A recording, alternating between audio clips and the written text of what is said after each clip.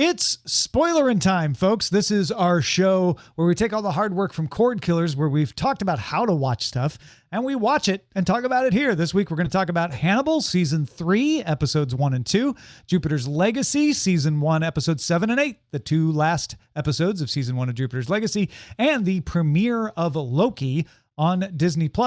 I'm Tom Merritt, and with me is Brian Brushwood. Heck yeah, but more importantly, joining us for Loki, I assume, is first, right? We got Steve.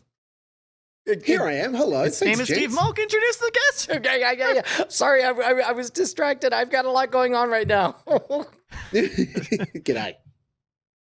Steve Malk, welcome back to the show. Of course, if you listened to Cord Killers, you already know that Steve is the man about tvblackbox.com.au. Go check it out. Take a look at it. Enjoy it. And then tell Steve how much you love him because of it, please. I appreciate it. Thank you. Yeah. All right, let's talk about Loki. The first episode of Loki. Now, Brian, I know that you have been hoping for, Loki as Doctor Who, as you have put it. How did you feel about this first episode? Well, let me just say I could not have been more wrong. I've been predicting for months that Loki was going to be Marvel's Doctor Who, and guess what? It turns out it's Marvel's Rick and Morty, and I loved it. Steve, what did you think of it? Transfixed. I was so stoked that. Look, I don't know what you guys necessarily thought of Falcon and the Winter Soldier, but I was desperately hoping it wasn't going to be that. Yes. And I think that this finite 6-episode run that they're giving us, the first episode set the world up so well. The fact that they created it out of pockets, it's not a direct comic book come to life, but the larger kind of Marvel oeuvre played out means that what we get to see is Hiddleston and Owen Wilson basically playing a buddy time cop flick. Yeah, but with that delicious darkness, and I don't say it lightly that with the Rick and Morty comparison. First of all, I believe the showrunner is an alumnus of Rick and Morty. But that moment, maybe you could think Doctor Who up until they make Loki watch how he dies, and you see him understanding that there are greater purposes to life than the foolish pursuit of power that he had been into. And all of a sudden, as if he was the first to have the idea, he thinks, well, I don't know, maybe there's something to this being outside of the main timeline thing. All of that. Well, chef's kiss, the other thing that went, Rick and Morty. The other thing that went through my mind was him looking at that made him go, oh, so if I do what I was planning, that's how it turns out. I should change my plans, try something different. And it was almost as though as he watched it, I got a sense of embarrassment from him. Like he's just like, ooh, I look gross. I don't like this. Look big in that. Wow. I did not die there was pretty. Another really touching moment in it, I thought, in the same vein too, Brian, was when he caught up with the guy that basically, had collected all of the bits. Like he was given the Tesseract when Loki turned up, and he opens the drawer and there's all of these Infinity Stones, like multiple copies of the same ones. And he's just like, yeah, some of the guys around here use them as paperweights. And Loki's looking at them like, these are the most powerful things in the universe, and you guys don't care. They don't. It's not. Oh man, like he was you could see him putting it together. It just was so great. More importantly, you could see him putting together that it's not like you could almost see him have the conversation with himself where he was saying, they're not the most powerful items. They're only the most powerful items I could conceive of. And now I'm in a world where they are insignificant paperweights. So do I want to go back to a world where I thought these paperweights were the most valuable items on the planet?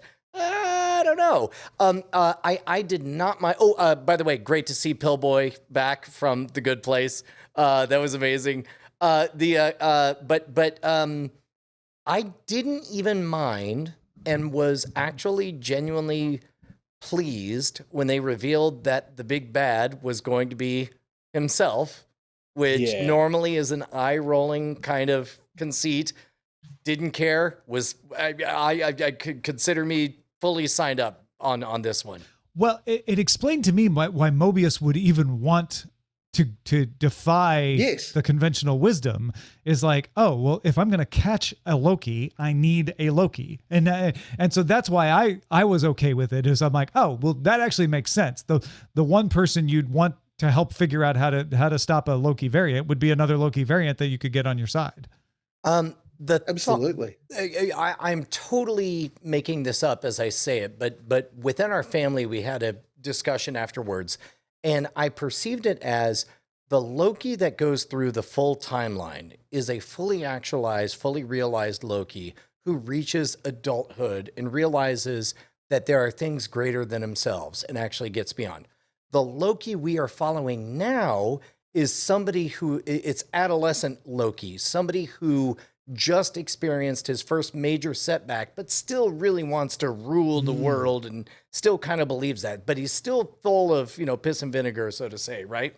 Yeah, he hasn't gone through Dark World. Which means that assuming there's any continuity of timelines, what you have that is up against is a more powerful, younger, angrier, toddler Loki. And I think that'll be really fascinating, because what we're going to get to see, if again, total speculation on my part, is essentially adolescent Loki go through a parallel arc to what we saw in the MCU in order to take down his completely immature early version of himself. I've been fortunate enough to see the second episode already, and the places that it goes are in the best way, not where you think it's going.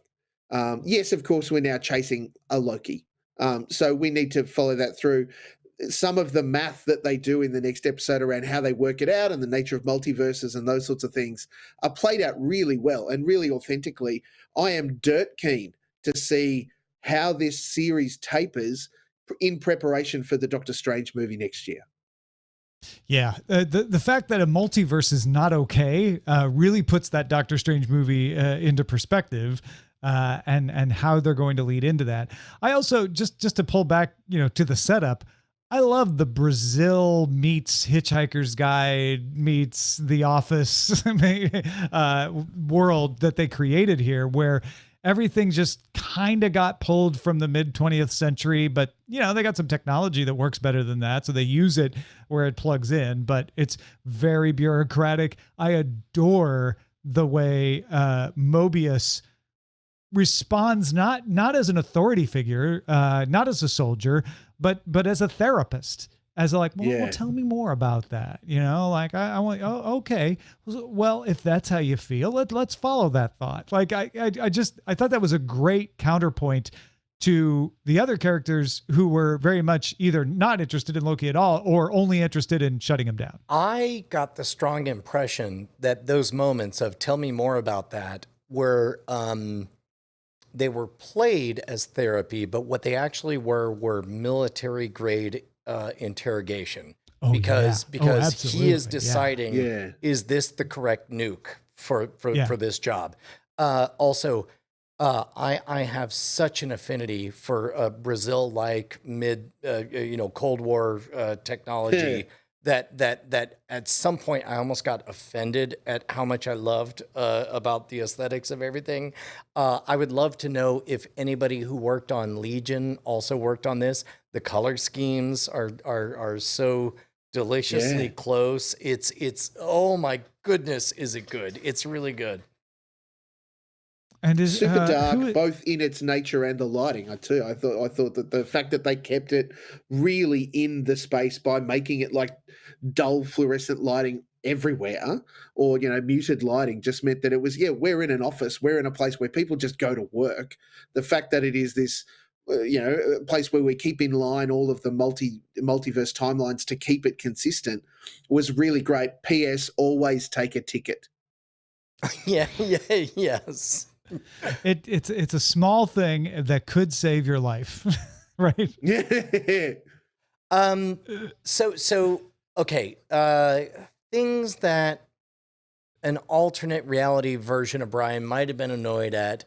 The fact that Loki was D.B. Cooper, did not care at all, was having too much fun, enjoyed it very much. The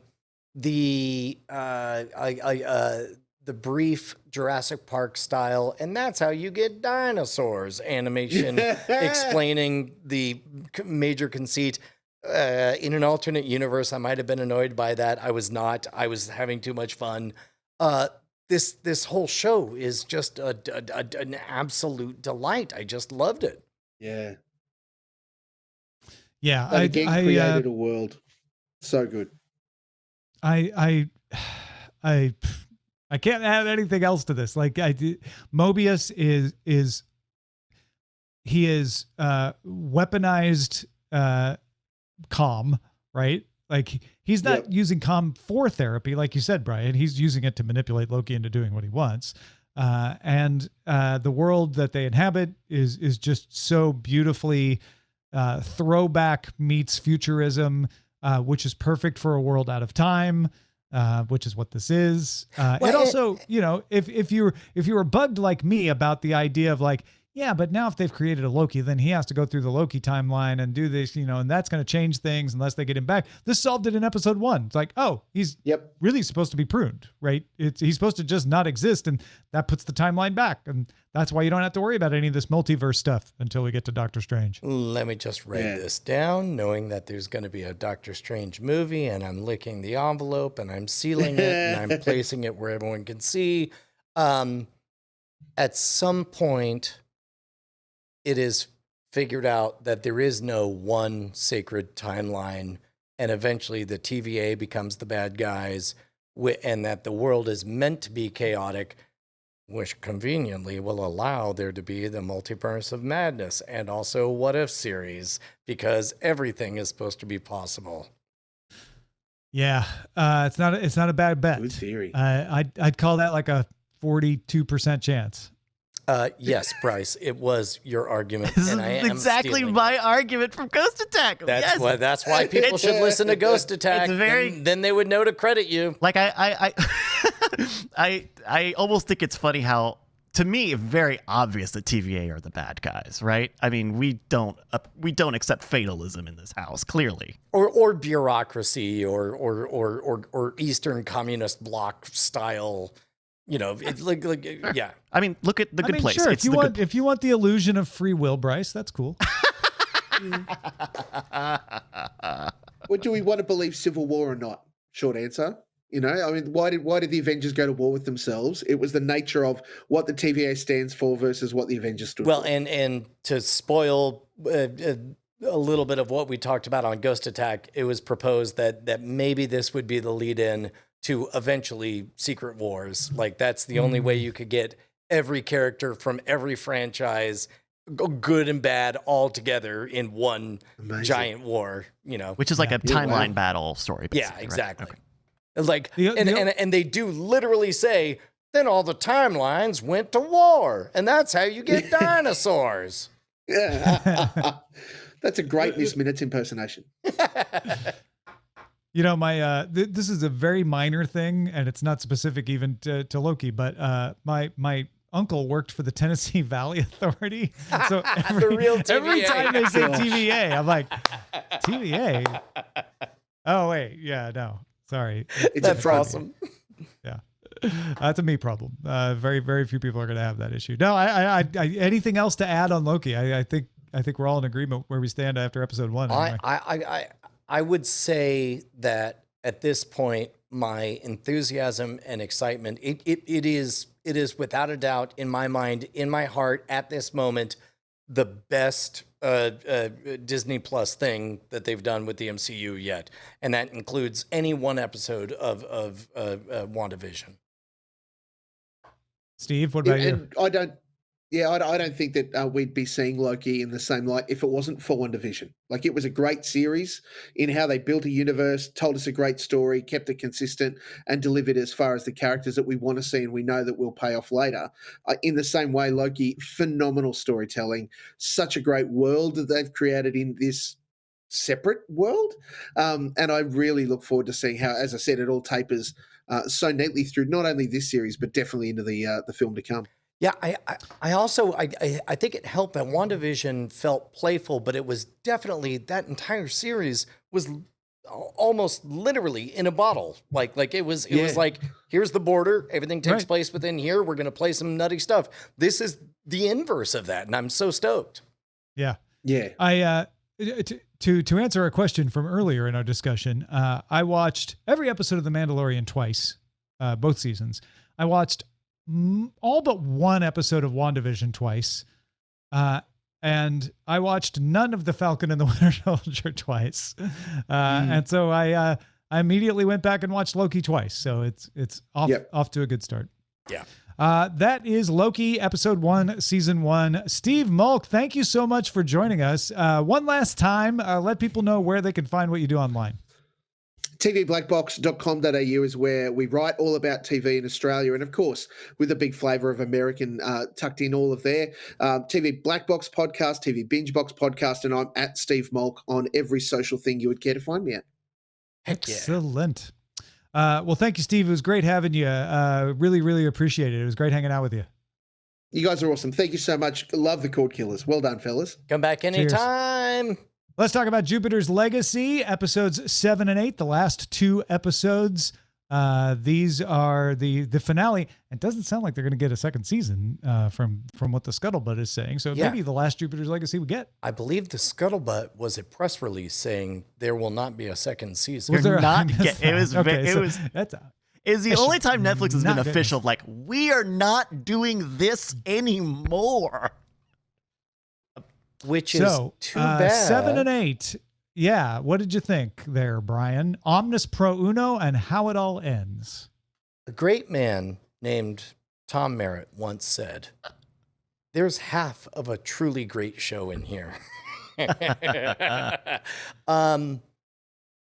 I didn't even mind the other half. And I'm genuinely sad they're not giving it an opportunity to develop, because it surprised me in a lot of ways. And it was cartoonish, but also I think it was good. And I think I'm sad that it's gone. I think I liked it a lot. And I did not expect me to say the words that I'm saying right now. I really liked the past story all the way through. I loved how they got to the island. If anything, I felt like it was a little fast in having them fly away with the suits on. I was like, oh, come on, give me a little more than just like, and they now have their powers. Goodbye. But I did like that we got to see them kind of sitting around chatting in the 20s of like, how come you got the little staff thing with the power on it? That, that's cool. And so it gave me a little bit of that flavor and really just set me up to want to follow that storyline in another season.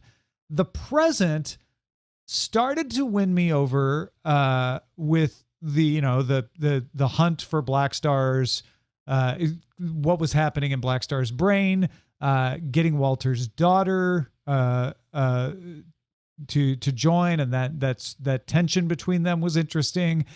Walter being the villain, it's fine. It was fine. There's nothing wrong with that. But it didn't shock me, I think, the way it was supposed to shock me. Him killing his daughter was a little more shocking and unpredictable. But really, the moment that I enjoyed was when they tested Sheldon on the code, and he does the thing that heroes do, which is like, I'm not going to break the code, but I've outthought the opponent, and I have a secret that is going to save us both. But then the son not being okay with that, like, yeah, that was a little too close, Dad. I'm unhappy that you stuck to the code, even though I survived, and that's great fodder for playing out into season 2. So I'm unfortunately not going to see that either. Yeah, I don't know what there was to fix, because what they did was they played with comic book archetypes and As we've mentioned before, one of my favorite MMO experiences ever was playing City of Heroes, where it's like, it's like, oh my God, I'm getting my powers. Am I going to be a bouncy guy? Am I going to be a flying guy? Am I going to be a super fast running guy? What kind of guy am I going to be? And you're right. They get to this moment, and all of a sudden they just all have their powers. And I would have liked to have, seen that menu that they picked from, or seen some kind of agency or decision making. And I'm certain, given more episodes, they probably would have done something like that. But I rather liked it. It wasn't a surprise the way Invincible was, or The Boys, and I'm sad that it started off looking so much like those two. I think that's what killed it. Is that it felt like an also ran for two properties that ran faster and farther than it. But yeah, I mean, there's so many things I want to forgive. I want to forgive the terrible makeup, the bad CGI, but I'm with you, man. I'm still headcanoned the makeup. The makeup never bothered me. I'm like, oh, they're superheroes. Yeah, their hair just turns green. Meanwhile, it's like the fact that they would switch back to suddenly we're watching, like, I don't know, Brendan Fraser as in the Mummy or whatever. Like it was just I liked that somebody tried to do that. I liked it a lot. Yeah. We haven't talked a lot about the fact that they switched showrunners mid-production, and I think it was incredibly smooth given that. Stephen S. DeKnight I never left. knew that. We mentioned it on Cord Killers before the show came out, long time ago. Right. Stephen S. DeKnight was an executive producer who left the show because of creative differences in the middle of production of season 1. They replaced him with Song-Kyu Kim. And so that is part of the reason they're not giving it a second season, is that they had budget issues, and they had to replace the showrunner halfway through. And so Miller is saying he's confident they will return to it later, which would be interesting. I don't know how you do that. You've released all the actors, and I guess you could just get them all back and do it in a season 2 down the road once you figured it all out. If it is a shared universe, then you could have individuals of them come back. Yeah, you could come in at different angles. Although that starts to cause more problems than it helps when you do that Arrested Development. Yeah. But they're not like big names attached to this, right? I mean, they're not big names yet, but it's not like Arrested Development where everyone kind of blossomed into their own comedy career. Yeah, it might be easier to get them all back together at some point. What about you, Tom? Did you like it? Yeah, or? where I was going with this is I loved the past all the way through and wanted more. I wanted to see that origin story. I'm a big fan of an origin story, especially a 20s era origin story. So all for more of that. And by the end, the present, it took a meandering path to get there, which I think probably has to do with their development situation. But they got to a place that I thought was interesting. And I really liked that they forced that question of, Sheldon, if your son is in the position that you were in with Black Star, what would you do? And we saw a solution that wasn't let him die. But also wasn't what his son did. And I'm like, I want to see that explored. I want to see them tease out the nuance of that. He basically tried to Kobayashi Maru it and let me change the rules of the game. I want to see him have to face a situation where he can't rely on someone else coming in and shooting Black Star from the other side. And I mean, given that we're done with this season, we kind of only have headcanon, but we just finished talking about Loki. I could totally imagine some character showing up like, I'm all possibilities, man. Let me show you all the futures in which the code is not adhered to, and they all eventually lead to bad things. So even though we could go read the comic, I suppose, and find out a lot of this. Okay, hold on there, Doctor. And I think they're right. I think the new comic that they're coming out with also will extend the story from the TV show. Yeah. All right. Well, cool. I liked it much, much more than I dared hope that I would. And I am truly sad that it's not getting a second season. Well, any other thoughts on Jupiter's Legacy before we wrap it up? No. Any more on the legacy of Jupiter's Legacy? No? All right. No. That is Jupiter's Legacy, episodes 7 and 8 of season only. Let's talk about Hannibal, season 3, episodes 1 and 2, which Anthony Carboni confirmed to us last week, or last time we recorded anyway, that they weren't expecting to get this season. So this is all bonus baseball. This is extra innings Hannibal. This is where they go when they're like, oh yeah, we got another one. Where do we go from now? And where they went was Daphne du Maurier and Hannibal are in Europe.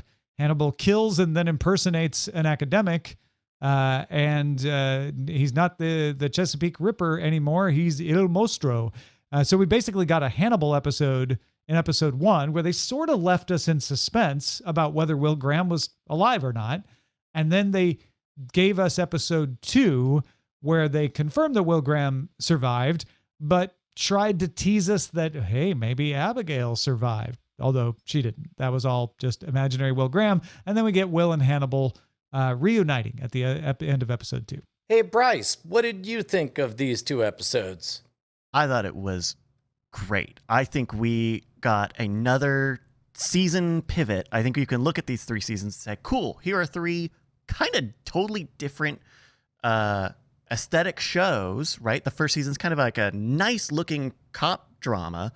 The second season is very colorful. They really lean into all that stuff. And now, at least with these 2 episodes being having Florence as the backdrop and actually being in the Norman chapel or cathedral, it is kind of breathtaking. It kind of does feel like, oh, this is like the ultimate form for this show of showing off its range and showing off its use of subtext and allegory, and in doing it in one of in such a place so tied to history.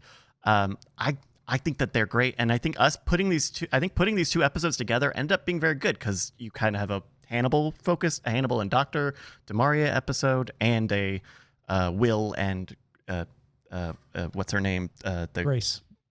Annabelle. Is that Grace? The Abigail. Abigail. It's Abigail. Why are you guys playing with me? The Abigail's. And I think it's kind of cool. And we've set up with these 2 episodes one last arc, I guess. Tom, what did you think? No, Brian, you go next. Hated them. Hated them both. Hated it. Wow. Hated them both. Hate is a strong word. Yes. And I don't use it lightly. So what did you hate about them? Well, let's take episode 1. No progression of any character at all outside of Dr. du Maurier or whatever. Yeah. Hannibal's still Hannibal. He's not correct. Yeah. Dr. du Maurier is apparently infatuated with Hannibal. She's under his control. She's manipulated. Yes, which, if only we had known that 2 seasons ago.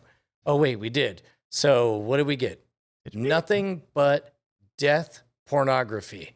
It was death pornography from beginning to end. There was no character development. Not one person grew. You almost saw her pack her bags and then say, psych, just kidding. I'm not really leaving. She got caught. She didn't decide. She got caught. Well, remember when she got caught? What a development that was, because she paid a heavy price. Oh, wait, she didn't. She didn't pay any price at all. She was a participant to a murder and still under his control. Yes, which is why something literally significant at all happened during episode 1. No, none of that did. However, we did see a paper folded into a heart and a body folded into a heart. Episode 2, we had our intelligence insulted by a cheap Twilight Zone, there's a trust I've built up with this show, and I felt like that trust was abused in this episode, and everything else just got remapped on a different skin.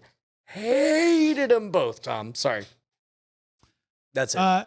I feel about these 2 episodes of Hannibal the way I feel about Twin Peaks: The Return, which is... The way I feel about Twin Peaks: The Return is there's a lot of Twin Peaks things that I love in The Return, But there's also episode 8 of Twin Peaks: The Return, which is maybe a little more David Lynch than I need. Where it's all weird shots and electrical sound effects and impressions, and less of the story that I'm looking for, which is an artistic choice, and that's fine. It's just maybe not my thing. That's how I felt about these 2 episodes of Hannibal. Not as severe as episode 8 of Twin Peaks: The Return, but a lot of things that I like about Hannibal in here. I enjoyed certain interactions. I actually liked the Hannibal du Maurier interplay. I just didn't think there was enough of it. There was a lot of let's linger on shots of blood and gore. And I'm totally with you, Brian, on the death porn, which made it very uncomfortable to be watching on an airplane. Every time a flight attendant came by and I had to turn my iPad away, like, no, please don't look at my screen right now. I thought there was a little more character and story in there than I think you did. But I wanted a lot more of it than what we got. I felt like there was a little bit of self-indulgence of let me show my film school tricks here, some of which were beautiful and worked. Don't get me wrong. There just maybe was a little more of that than I wanted. And to be clear, I'm very optimistic that that they can bring me back at any moment. But understand, I suffer through the gore porn because they have been so good at delivering character development. I suffer through the is it real, is it not real, because enough times they reward me with something being real instead of not. These 2 were very good examples of me suffering through the things that I suffer through and getting absolutely nothing in return. I would just like the first episode. It's very weird, the idea of character development, because this is very clearly a total reset point for everybody in the show. And so they kind of spend these 2 welcome back episodes to say, hey, things were different, right? Hannibal was pretty much trying to go legit, and Will is figuring out his I don't know, his attraction, his new purpose in life. Yeah. And it's tough because you have to take an episode to say this is where we're at before you can rechange, especially when there's time jumps, location jumps. I don't know, but I see what you're saying about there's because Hannibal and Will are only technically in the same room at all in these 2 episodes, but that's where a lot of the dynamism of the show comes out in their interplay. Yeah. And that's why if the rest of the season is like this, I probably will be disappointed. I don't expect it to be. I expect this to be the antipasto that is whetting my appetite for the forthcoming meal. And I'm willing to be patient and wait for that. There were some things that I thought were really fun, more so in Will Graham's episode than in Antipasto. The stuff in the catacombs I thought was super fun and enjoyable. That sort of Hannibal lurking in the background while the inspector is talking to Will, and trying to play with whether Will knows he's there or not. I was entertained by that. And again, for the record, I totally believe I could be brought back at any moment. Just sure. Yeah. What do you guys think will happen in this season? Because unlike last season where we kind of started with the end in mind. Yeah, that's a good question. Is Will going to become Hannibal's protege like he was kind of gonna do last season? That is this may be real? one of the problems with these 2 episodes is I didn't really think much about that. Unlike the previous seasons where I always was like, oh, so what do you think is going to happen? I bet Hannibal does this. I bet Will does that. These episodes is like, oh, so I guess I wondered, is Hannibal going to get discovered? And then he kills Zachary Quinto, or I guess Daphne, Bedelia kills Zachary Quinto. I'm like, oh, okay. So he's going to become the Chesapeake Ripper again. Fair enough. And then Will is alive. That was the big question I had next.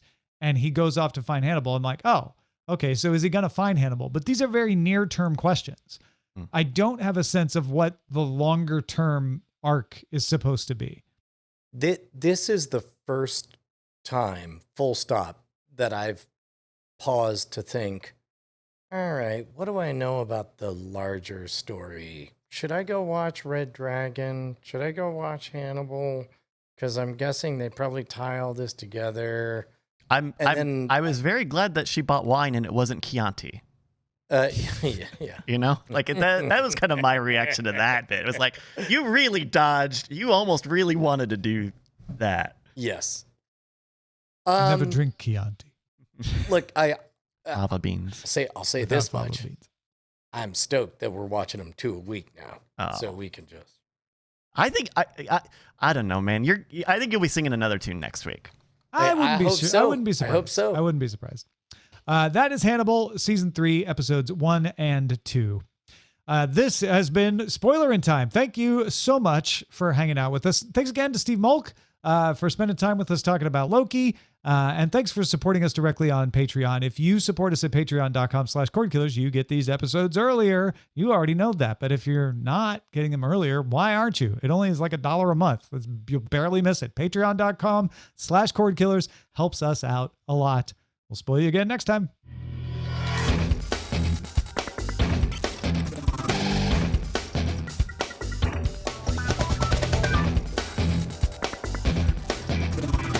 Diamond Club hopes you have enjoyed this program.